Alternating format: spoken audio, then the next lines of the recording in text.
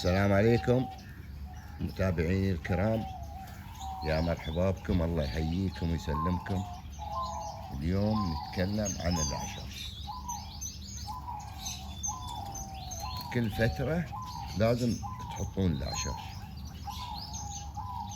أنا أحط لهم أعشاش هذا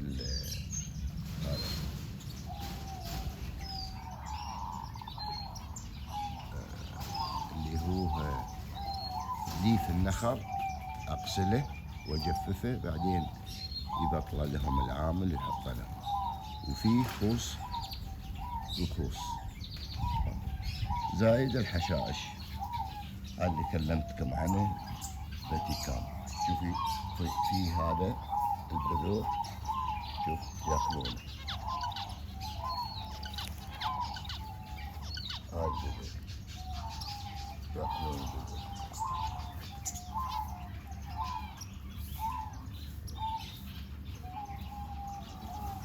في حشرات هذا ياكلونه.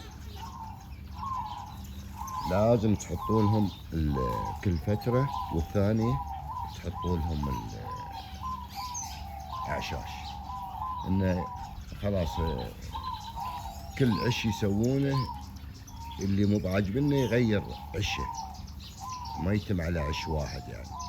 وفي بعضهم يتم على عشه، بس الحين أنا 3 مرات حطيت لهم وكل يشلونه ما شاء الله. وهاي فايدة الحشائش، شوفوا فيها بذور وياكلونها.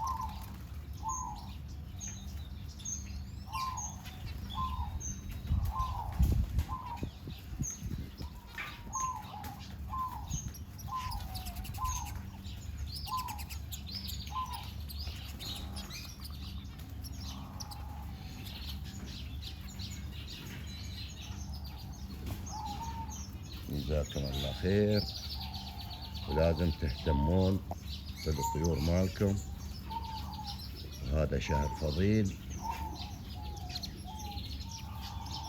جزاكم الله خير، واهتموا بالطيور مالكم، الله يخليكم.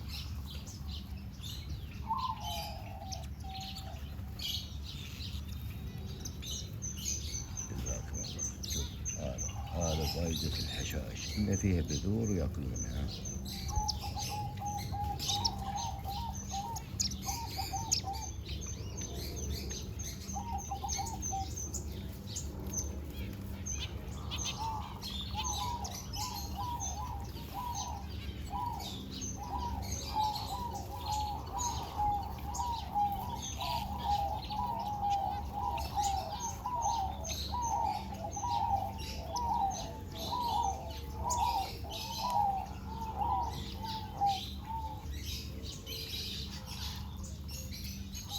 هاي البذور تشوفون ياكلونها.